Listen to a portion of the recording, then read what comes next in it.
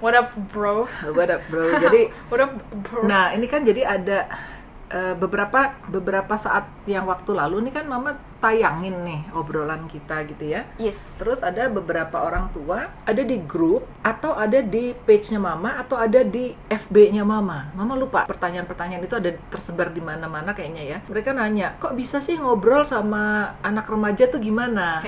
Gitu, seperti itu. Lalu kemudian ada yang juga ngaku, aduh kalau gitu berarti aku harus memperbaiki ya Mbak cara komunikasiku ke anak, karena selama ini meskipun anak-anak aku belum remaja, tapi aku komunikasi ke mereka cuma kalau nyuruh tidur, nyuruh mandi, nyuruh bikin PR, nyuruh sholat, katanya gitu. Jadi berarti bukan komunikasi ya. Nah, jadi Mama langsung berpikir bahwa rupanya tanpa kita perlu menunjuk orang lain pun, sekedar kita berbicara atau berdiskusi pun, orang langsung bisa merefleksi ke dirinya sendiri, which is good, ya kan? Gitu. Jadi terus Mama jadi pingin tahu, oke, Mama juga pingin tahu ya, bagaimana seorang remaja atau kamu atau teman-temanmu mungkin, atau kamu dengar dari teman-temanmu, gimana caranya kalian bisa jadi open up ke orang tua gitu loh. Orang tua tuh harus ngapain sih supaya remajanya mau open up, mau ngobrol, mau terbuka gitu loh.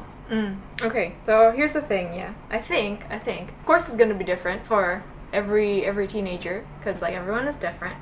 But I think I really like that we're friends, gitu. So, like, We are friends. We are friends. You and me. You and me. Okay. Yeah. So it's like we're chill, you Yeah. know, and it's okay. And I also like that you're not the kind of parent who likes to ask about my private life. Like you've never asked to see my phone atau check my internet history. Yeah. Ya kan? And like, Ya, Mama nggak pernah banget. yeah, right. There's like parents out there that do that. I'm like, why? You can't. Okay, so there's a story about some kids. Like this is a pretty common story, right? So it's basically they get asked a lot by their parents, like everything that they do, like what did you do on the internet, like what's your of course social media is like, tapi like sometimes there's a private social media gitu kan, like for friends and stuff, like what did you write in your diary, or like what songs are you like. Kadang-kadang orang tua bahkan nggak nanya, kamu lagi ngapain, Yeah, langsung like, diintip aja gitu yeah, kan. right? And that's like, that's the opposite of what you want to do if you want to get them to share. But it's like, gimana ya, if you want, I think if you want your kids to share stuff with you, it's actually better to not ask them. Tapi gimana caranya, kan gini, nggak ditanya aja nggak jawab, atau maksudnya ditanya aja nggak jawab. Just like have a normal conversation, like the way you would with a friend. Like for example, gimana ya? Let's put it like this: if you wanna know something about your friends, if you're close friends with them, they'll tell you anyway. Like for example, if you ask random people, hey, who do you have a crush on? Who do you have a crush on? Obviously they're not gonna tell you, but but if they're your best friend, oh yeah, okay, I have a crush on this person. It's easier, you know. Oke, berarti kalau gitu ini bukan urusan komunikasinya ya. Ini bukan skill komunikasi, bukan skill interogasinya, tetapi suasananya harus dibangun dulu. Dan namanya suasana itu dibangunnya nggak sebentar ya, nggak sebulan 2 bulan, mungkin perlu beberapa bulan atau mungkin bahkan dari tahun kemarin. Yeah, it's like your genuine relationship with them memang harus genuine. You have to be close, you know. Genuine, like, yeah. And it has to be genuine. Bukan, oh, I'm being nice to you so because I want to know your secrets. Gitu, you know? Oh, iya. Just like be normal, bro. You know? Nah itu be normal ini yang akhirnya kembali ke karakter orang tua masing-masing kan, ke karakter orang tuanya sendiri maksud Mama. Kan ada orang tua yang memang karakternya itu dominating, ya kan? Ada orang tua yang karakternya itu protecting, ya kan? Karena protect maka dia jadi pingin tahu mau pergi kemana, sama siapa, pulangnya jam berapa, terus itu anak siapa, rumahnya di mana, nomor teleponnya sini. Okay, gitu, ya so kan? that's interesting. So I think you have to set up boundaries with your children. Karena I will always tell you who I'm going out with, and I'm always gonna tell you where I'm going to, and sometimes I'll tell you when. Like for example, if it's not exact, it's like, Ma, I'll be home like around here. Tuh, Gitu. tapi kamu sadar nggak kenapa kamu mengatakan itu? Because Karena apa? Karena Mama, waktu sejak kamu kecil, Mama udah mencontohkan itu duluan. Yeah. Jadi setiap kali Mama mau pergi ke kampus, Mama akan cerita sama kamu, hari ini Mama ke kampus BINUS ya. Kalau ke BINUS pulangnya jam 3 loh. Gitu. Nanti terus kemudian ini Mama hari ini mau ke kampus Kalbe ya. Kalau ke kampus Kalbe biasanya sampai jam 5. Sampai rumah jam 6. So, Mama duluan yang sharing kehidupan Mama. Jadi kamu suatu hari mulai meniru. Dulu waktu kecil kamu gitu, kamu mau pergi ke taman, kamu cerita. Nah, itu kan jadi Mama tahu Ma, aku mau ke taman ya sama Mbak Yanti gitu. Jadi mama tahu, oh ya mau ke taman gitu. Dan nanti pulang dari taman kamu bawa sesuatu. Sebetulnya dari situlah mama belajar bahwa ternyata ini agak melebar gitu. Ternyata love language semua adalah giving gift gitu. Di situ mama pikir, aduh anak ini tuh senang bawa sesuatu, giving gift. Jadi di situ mama mulai, ketika mama pulang dari kampus yang kantinnya bagus, kalau ada jajanan, apalagi ada hukau-hukau pintu, mau bawa pulang. Kamu ngerti nggak? Jadi itu kan hubungan kita yang sekarang hari ini itu dibangun bertahun-tahun yang lalu. Tapi kalau buat orang tua kan bilang, Mbak terlambat nggak ya, anak saya udah remaja. Nah itu mama pengen nanya ke kamu. Kalau kamu anak remaja, tiba-tiba ibumu yang dulunya ngatur, cerewet, bawel, nanya-nanya, interogasi, cek-cek handphone, terus tiba-tiba berubah.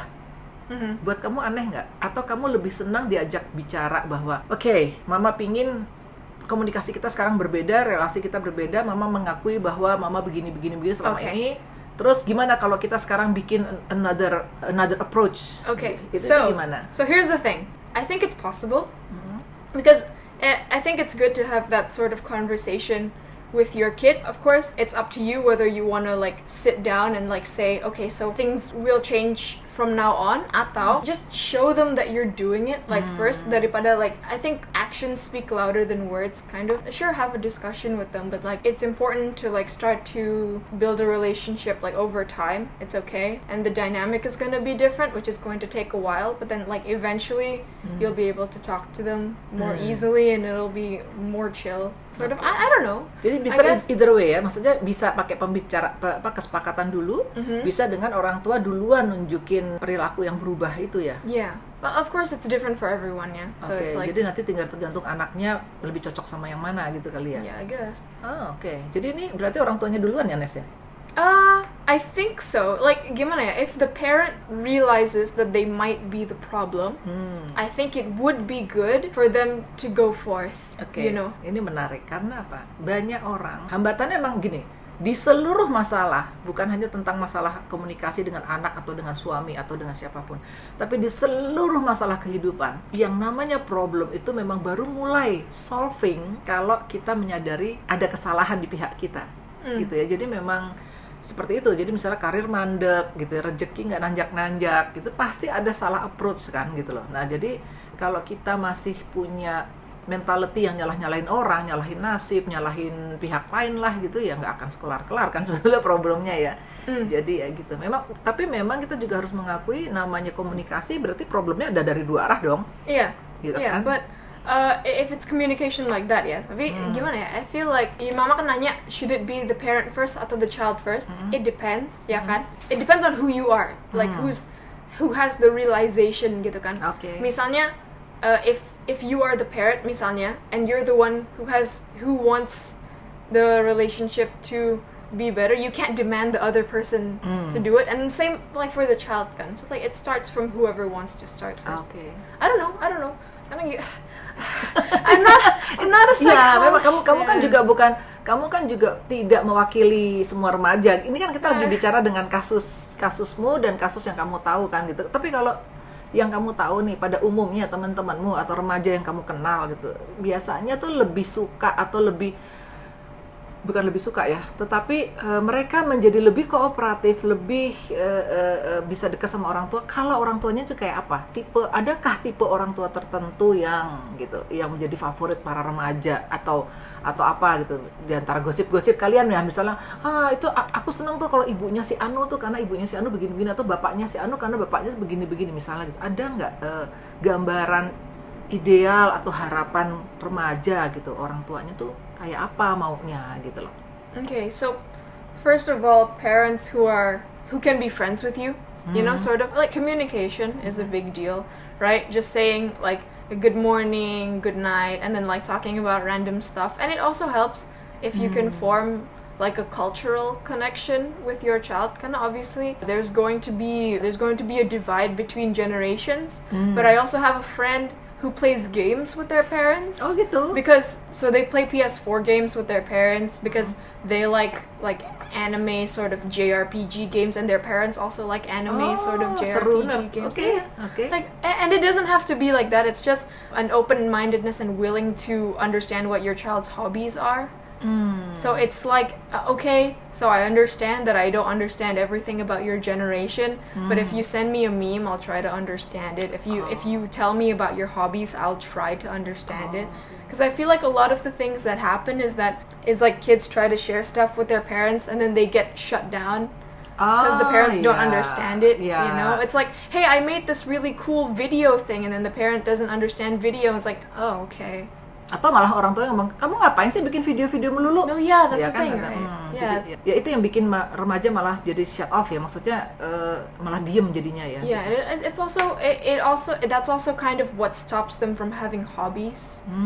You know, like we all need creative hobbies, like sort of things. Like some people like to write, some people like to draw, some people like to make videos. Like that's okay, you know. It's like, kalau gitu berarti memang di usia remaja itu apakah ini kita bisa bikin kesimpulan begini ya, menurutmu dan generasimu gitu, bahwa remaja itu memang akhirnya membutuhkan orang tua yang tidak lagi berperan sebagai patron atau sebagai polisi atau sebagai penegak disiplin, tapi kalian sudah mulai membutuhkan orang tua yang berperan sebagai kawan gitu ya. Diskusi, lalu kemudian orang tua boleh terlihat blow on atau ogep gitu karena memang nggak ngerti teknologi, maka remaja akan membantunya untuk mengerti. Kalau remaja orang tuanya memang pingin tahu banget supaya bisa get along gitu kan. I think this is another thing. I think it's okay. I know it's difficult. Because like ego is like a big thing, right? But I think it's okay for parents to not know stuff. Because you're still humans and you're still people. And we're all living in a world where everything is going really fast. So if you're wrong and your kid corrects you on something, that's normal. Like it's not something to be defensive about. It just means that, like, okay, so they know some stuff that you don't know. Well, of course you know some stuff that they don't know. And it's just like we're all people. Jadi nggak bisa ada orang tua yang mengatakan gini, mama papa kan udah lebih tua dari kamu, sudah makan asam garam kehidupan. Banyak loh yang kayak gitu, berkata banyak. Jadi tapi itu adalah sebuah pernyataan yang tepat. Maksudnya gini, betul umur mereka sudah 45, 42 tahun, 53 tahun gitu. Ya jelas pengalamannya lebih banyak daripada anak remaja yang umur 15, 16, 17, 18 ya. Tetapi gitu, menurut mama kuantitas dari pengalaman itu tuh bisa tidak berarti apa-apa kalau tidak diresapi dan tidak direnungkan. Karena banyak orang yang just mengalami. Itu makanya kenapa ada sebuah ujaran atau quotes yang mengatakan bahwa ketika hujan, sebagian hanya sekedar jadi basah, tapi sebagian orang itu sungguh-sungguh memahami bahwa oh ini hujan gitu. Jadi itu kan perumpamaan sebuah kehidupan bahwa ketika di dalam masa kesulitan, sebagian orang hanya sekedar merasa susah aja, hanya sekedar aduh gue susah gitu. Tetapi sebagian orang lain menyadari bahwa oh ini adalah sebuah keadaan sulit yang kemudian menjadi tantangan. Terus kemudian bagaimana menikmatinya. Jadi ada yang mengatasi dengan pakai payung, berarti kan menolak hujan itu gitu. Ada yang sudah menikmati malah nari-nari di hujan, main-main hujan gitu ya. Jadi ini masalah kesadaran ya kan. Jadi itu makanya kenapa mama sering mengatakan bahwa ibaratnya gini, lu makan asam garam seember karena hidup lu udah panjang gitu ya, bukan berarti lu jadi paham tentang apa isi ember itu dibandingkan dengan seorang anak remaja atau mungkin bahkan anak kecil ya yang udah umur 10 tahun ditinggal bapak ibunya yatim piatu dan dia tahu bagaimana berjuang. Berarti dalam 10 tahun hidupnya itu dia sudah makan sesendok garam, tetapi dia cerna seluruh sendok-sendoknya itu, maksudnya garam sesendok-sendoknya itu dia cerna.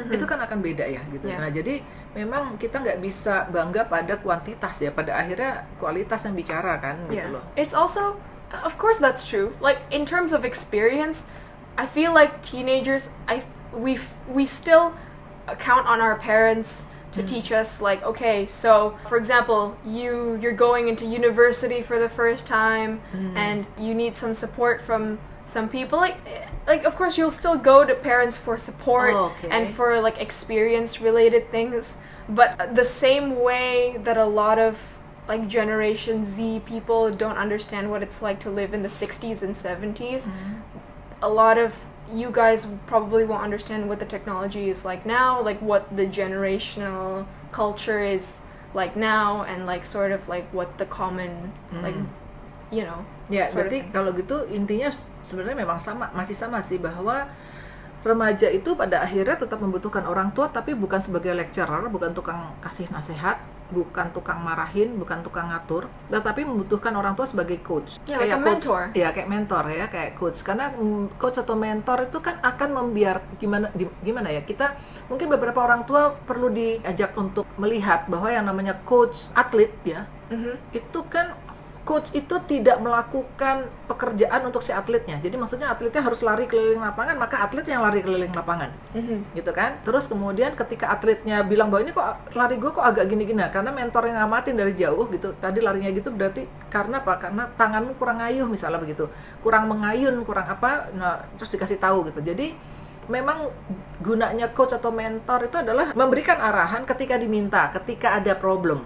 Atau ketika tidak diminta pun dia melihat ada problem, dia ngasih tahu. Jadi tidak terus-terusan dikte gitu loh ya. Yeah. Okay. So there's also one more thing, like kind of related to that, is a lot of the time, like of course a lot of this is from the internet. Like I have a lot of friends online, and we talk about stuff, right? And something that common that I see is a lot of parents, they like to limit their child, or like get mad at them too much, or like whatever. It's like a lot of the time they say, hey, the world is harsh and the world is hard, so you have to get used to it. That's kind of like, in my opinion, that's kind of a bad mindset to have, because like you are this kid's parent. Of course the world is going to be difficult, so that's why you're kind of here to be their safe space and like a place where they can come home. So if the world is hard and they don't feel safe at home, where are they going to feel safe? Ya, makanya mereka akan kemudian punya geng di luaran kan? They're gonna like kumpulan. come into their like they're gonna either isolate themselves like within themselves, or they're going to find a new family, like a group of friends. Like it doesn't always have to be like bad influence friends. Like a lot of people come together and they're all good people. It's just they feel like they've been kind of left behind by their family. Nah, makanya itu juga yang ini bagus nih. Jadi ini banyak orang tua kan khawatir kalau anaknya ngumpul-ngumpul sama teman-temannya, nanti mereka milih teman-teman yang nggak bagus kan itu ya. Jadi mama pengen ngomong aja bahwa kalau kamu khawatir dengan anak-anakmu untuk masuk pergaulan yang buruk atau negatif, maka memang nggak ada pilihan lain selain membuat rumahmu itu adalah rumah yang nyaman buat remajamu. Nah, menurut mama, rumah yang nyaman buat remaja itu apa? Kalau dari ceritamu tadi adalah ya dimana mereka bisa diterima seperti apa adanya mereka gitu kan. Mereka tidak menjadi objek di rumah ini. Jadi tidak jadi, kamu anakku, kamu nurut sama aku, kamu harus patuh, kamu harus begini, kamu harus begitu. Kalau udah begitu, ini bukan rumah ini, dan ya semua orang pasti nggak akan nyaman ya, ingin pergi secepat-cepatnya. Gitu. Jadi oke, kira-kira seperti itu ya remaja ya. Ada lagi nggak yang ini? Yeah, I think that's quite a lot. Jadi ya intinya berarti membina hubungan dengan remaja nih, kalau bisa disimpulin gitu ya, membina hubungan dengan remaja adalah memang mulai berganti peran ya. Di sini memang mama pikir nggak banyak orang tua tahu bahwa yang namanya status itu harus terkait sama perannya. Dan misalnya kayak orang berstatus presiden, maka dia harus berperan atau bekerja sebagai presiden, ya kan? Sama seperti kayak orang manajer. Statusnya udah manajer nih, jabatan atau status tuh manajer, tapi kalau dia tidak berperan sebagai manajer, yaitu manage, yaitu mengatur, maka dia bukan manajer yang baik kan gitu ya. Nah, persoalannya dalam hidup ini tuh ada sebuah status yang perannya berubah-ubah, Nes, yaitu orang tua. Jadi dari sejak kamu lahir sampai nanti mama mati atau kamu sudah bercucu atau bercicit pun, misalnya mama nggak mati-mati, tetap aja statusnya mama itu adalah ibumu, gitu ya. Tetapi perannya berubah ketika kamu masih bayi. Perannya mama, status tetap ibu ya, tetap orang tua, tapi perannya mama adalah sebagai provider. Mama yang harus nyuapin. Kamu nggak bisa dong diharapkan merangkak ambil roti sendiri atas meja terus makan, kan nggak bisa, karena kan kamu masih telentang, bahkan merangkak aja belum bisa. Jadi kamu harus disuapin, kamu harus disusuin, kamu harus dimandiin gitu kan. Tetapi ketika kamu sudah mulai lari-larian nih, umur 1 tahun, 2 tahun, nah orang tua berperan sebagai apa? Sebagai pembimbing gitu. Yang ini panas, yang ini tajam, yang itu boleh, yang ini hati-hati gitu kan, sebagai pembimbing, pelindung juga. Nah, ketika sudah menjadi remaja, maka perannya ganti lagi sebagai teman. Nah, mungkin nanti kalau kamu sudah dewasa, sudah bekerja, udah cari nafkah sendiri, maka mama perannya adalah kita adalah sesama manusia yang hidup bersama-sama. Memang status tetap ibu dan anak, tetapi perannya sudah beda gitu. Kasarannya kamu punya hidupmu sendiri, mama punya hidup mama sendiri gitu loh. Dan kita nggak saling ikut campur, karena dan itu memang niatnya mama sih, dalam arti mama ingin kamu menjalani hidupmu sesuai dengan values yang kamu percaya gitu ya. Terus dengan pilihan-pilihan yang kamu sudah ambil. Yeah, so that's the thing, right? I think it's important to remember that your child is an individual person and not an extension of yourself. Like, we are separate people with individual lives. Like, we share like some parts of our life, but I have my own friends, you have your own friends, you have your own hobbies, I have my own hobbies. We have our own priorities. And we'll be two different people. Whatever, like that's alright. Kalau itu bisa diterima oleh setiap orang tua, maka menurut mama hubungan antara ibu dan anak, bapak dan anak tuh akan baik-baik saja, karena setiap orang kan menjalani hidupnya sesuai dengan panggilannya kan gitu loh. Jadi nggak ada deh kalau mama sih ya, mama nggak akan deh ngatur-ngatur jodohmu, ngatur-ngatur kamu kerja harus di mana. Ya kan soalnya ada orang tua yang melarang anaknya, jangan jadi ini, kamu jadi pegawai negeri aja biar supaya gajinya biar nanti ada ini. Terus mama pikir, aduh, ini hidup anakmu gitu loh. Tapi ya gitu ya, pada akhirnya semua orang memang akhirnya akan menuai apa yang mereka tabur sih ya. Maksudnya mereka akan memetik apa yang mereka tanam gitu. Akhirnya kalau banyak ngatur gitu, bisa saja suatu hari anaknya malah meninggalkan dia atau malah nggak mau denger lagi gitu ya, karena fed up gitu ya, karena udah muak gitu loh. Yeah, that happens a lot. Ya gitu, sayang banget ya. I guess. Ya udah. Oke. Ya udah sih. Yes. Yay.